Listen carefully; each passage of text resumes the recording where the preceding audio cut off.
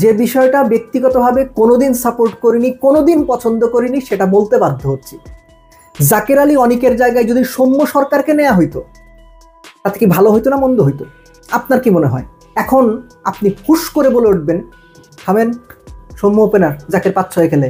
আমিও বলবো থামেন, বাংলাদেশ ক্রিকেট ম্যানেজমেন্ট সৌম্যকে 5-6 সাথে খেলাইছে, হোয়াইট বলেই খেলাইছে। তাইলে এই ঘটনা যদি ঘটতে পারে, সৌম্যর রিসেন্ট ফর্ম 186 করছে ফার্স্ট ক্লাসে সবশেষ, ওয়ানডেতে দারুণ ফর্মে ছিলেন, তাহলে তাকে না নেওয়ার কারণ কি? এখন আপনি বলেন ভাই এক ফরম্যাট দিয়ে আরেক ফরম্যাট বিবেচনা করতেছেন, তাহলে মাইদুল অঙ্কন কোন বিবেচনাতে টি20 টিমে আছে? সবশেষে যে এই টিমের সফরটা করলো, একটাই বোধহয় 22 না 23 আর 3টা সিঙ্গেল ডিজিট স্কোর। সবশেষ এনসিএল টি20 হইলেও রান করছে কত? 118-20, 115 স্ট্রাইক রেট, 23 এভারেজ, মাঝখানে খেলছে। তার আগে ওই যে অস্ট্রেলিয়ার টপ এন্ড টি20 সিরিজ, 3টাই সিঙ্গেল ডিজিট স্কোর। ওরা আপনি কোন বিবেচনাতে আনলেন? যুক্তির এগেনস্টে পাল্টা যুক্তির কোনো অভাব নেই। আমি জাস্ট মনে করিয়ে দেওয়ার জন্য বললাম, যে সিন্ডিকেট নিয়ে আমরা কথা বলতাম, ওই সিন্ডিকেট ন্যাশনাল টিমের এক কোচের আন্ডারে, দেশসেরা কোচের আন্ডারে এখন আরো প্রকট। সেই সিন্ডিকেটের সবশেষ সংযোজন মাইদুল ইসলাম অঙ্কন। ওই সিন্ডিকেটের সবশেষ সংযোজন মাইদুল ইসলাম অঙ্কন, এবং এই সিন্ডিকেটের কারণে জাকের আলী অনিক বহাল তবিয়তে টিকে গেছে। বাংলাদেশ ক্রিকেট এই সিন্ডিকেট শেষ করে দিচ্ছে। বিএসটিআই অনুমোদিত দেশের প্রথম electrolyte drinks active plus, be hydrated, stay active. এই বাংলাদেশ টিম ম্যানেজমেন্ট সৌম্যর ক্যারিয়ারের সবচেয়ে বড় সর্বনাশ করছে, তাকে নানান জায়গায় খেলায়া। সৌম্যও খেলছে, দলে টিকে থাকার জন্য খেলছে। বলা হয়তো দলের প্রয়োজনে যে কোনো জায়গায় ব্যাট করতে হবে। আরে ভাই, আপনারা বলছিলেন তামিম ইকবালের দলের প্রয়োজনে 5-6 ব্যাট করতে, কি পরিস্থিতি হইল? পুরো বাংলাদেশ ক্রিকেট উলটপালট হয়ে গেল। কিন্তু অন্যের বেলায়, সৌম্যর বেলায়, মিঠুনের বেলায়, XYZ এর বেলায় দলের প্রয়োজনে যে কোনো জায়গায়।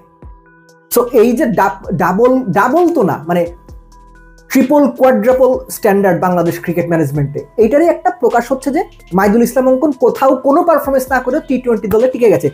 আরেকটা লজিকে আমি সিরিয়াসলি সৌম্য সরকারকে দলে চাইতাম। কেন চাইতাম জানেন? পারভেজ, ইমন, তানজিদ, তামিম দুজনকে বাদ দিয়ে 3 থেকে 8 পর্যন্ত বাংলাদেশ টি20 দলে একজন বাঁহাতি ব্যাটসম্যান নাই। খেয়াল করে দেখেন আপনি লিটনের কথা বলবেন, সাইফের কথা বলবেন, তাওহিদ হৃদয়ের কথা বলবেন, জাকিরের কথা বলবেন, নুরুল হাসান সোহানের কথা বলবেন, তানজিম সাকিবের কথা বলবেন, আপনার রিশাদের কথা বলবেন, no one is a left hander batter. এটা বাংলাদেশকে চরমভাবে ভোগাবে। আপনারা আমি বলে রাখলাম, মনে রাখেন, এই টিম নিয়ে যদি বিশ্বকাপে খেলতে যায়, এই যে 3 থেকে 7-8 পর্যন্ত সবগুলো ডানহাতি ব্যাটসম্যান, চোখে মুখে অন্ধকার দেখবে, কথাটা মনে রাখেন।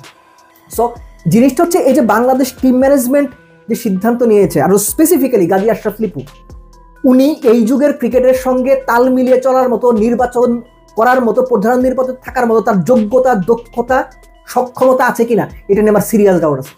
আমি গাজী আশরাফ লিপুর যোগ্যতা নিয়ে প্রশ্ন তুলছি, তার সক্ষমতা নিয়ে প্রশ্ন তুলছি, তার ক্রিকেটিং ব্রেইন স্কিল বর্তমান ক্রিকেট প্রেক্ষাপটে উপযোগী কিনা, এটা নিয়ে আমি প্রশ্ন তুলছি, সিরিয়াসলি প্রশ্ন তুলছি। সো হয় কি, যে সৌম্যর কথাটা যে আলোচনা শুরু করেছিলাম হচ্ছে আমি এই জন্যে, যে আপনি যখন একজন প্লেয়ারকে কোনো পারফরমেন্স ছাড়া দলে আনবেন এবং একই রকম বাজে পারফরমেন্সের কারণে একজনকে দলে রাখবেন, আরেকজনকে দলে রাখবেন না, তখন প্রশ্নগুলো তৈরি হবে। সৌম্য সরকারকে জিজ্ঞেস করা হয়েছিল যে এই যে টি20 ক্রিকেট না শুধু, তার ক্যারিয়ারে বিভিন্ন সময়ে যে বিভিন্ন রোল প্লে করতে বলা হয়েছে, এটা তার ক্ষতি করেছে কিনা। প্রফেশনাল কন্ট্রাক্টেড প্লেয়ার তো হুট করে বলতে পারেন না, কিন্তু একটা জায়গাতে সৌম্য ঠিকই বলেছেন, কিছুটা ক্ষতি তো হয়েছে। অফকোর্স ক্ষতি হয়েছে, সৌম্যর ক্যারিয়ারের বিরাট ক্ষতি হয়েছে এই 5-6-7 বিভিন্ন জায়গায় তাকে খেলিয়ে। সৌম্য কি বলেন একটু শুনি, কিন্তু দলের প্রয়োজনে সৌম্য আবারও সেই অলরাউন্ডার রোলটা প্লে করতে প্রস্তুত।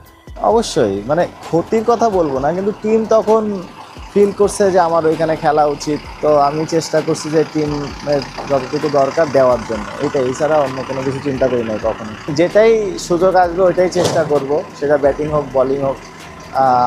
আমার যদি টিমের প্রয়োজন হয় শুধু ব্যাটিং করে শুধু ব্যাটিং, যদি মনে হয় যে আমার বোলিংটাও দরকার, সবসময় রেডি আছি, ওইটার জন্য কাজ করি, তো ওটার দিকেও ফোকাস আছে।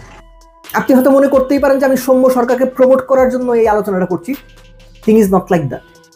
থিং ইজ, জাকের আলী, মাইদুল অঙ্কনরা একজন তো জঘন্য, যাচ্ছে তাই বাজে, হতচ্ছাড়া, বিচ্ছিরি, একদম পাড়ার ক্রিকেটের পারফরমেন্স করে ন্যাশনাল টিমে টিকে আছেন জাকের আলী অনেক সিন্ডিকেটের কারণে, এবং সেই সিন্ডিকেটের পার্ট হয়ে কোথাও কোনো পারফর্ম না করে মাইদুল অঙ্কন ঢুকে গেছেন স্কোয়াডে 8 জনের মধ্যে 4 জনই wicket keeper batsman. So so এই হচ্ছে অবস্থা। তো সেখানে সৌম্যকে নিলে কি অসুবিধা?